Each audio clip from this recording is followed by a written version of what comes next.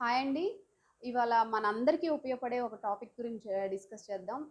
కాసేపు స్ట్రెస్ అండి. Major factor. చాలా పెద్ద పెద్ద కండిషన్స్ మెయిన్‌లీ డెత్ దాకా వెళ్ళపోవడానికి కూడా కారణం ఏంటంటే స్ట్రెస్.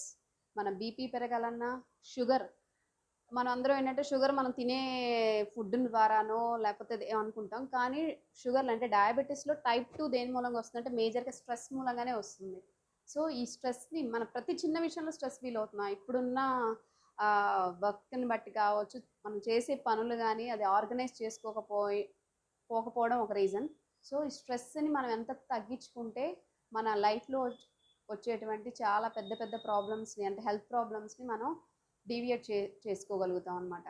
సో, మనం స్ట్రెస్ రిలీఫ్ చేసుకోవాలంటే బాగా టెన్షన్ పడుతుందంటే కాసేపు రిలాక్స్ అవ్వాల్సిందే అండి. ఎందుకంటే బీపీ పెరిగిపోద్ది. ఉన్న షుగర్ లెవెల్స్ కూడా పెరిగిపోతాయి స్ట్రెస్ మూలంగా. మనం తినే ఫుడ్ మూలంగానే అనుకుంటాం. బట్ స్ట్రెస్ మూలంగానే.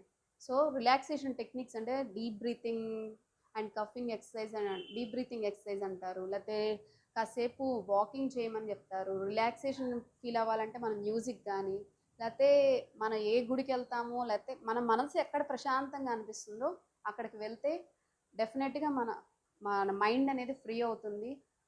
రిలాక్స్ అయిపోతాం అనమాట. సో, స్ట్రెస్ అనేది చాలా మేజర్ ఈవెంట్ మన పాత్ర అనేది పోషిస్తుందనమాట మన లైఫ్‌లో.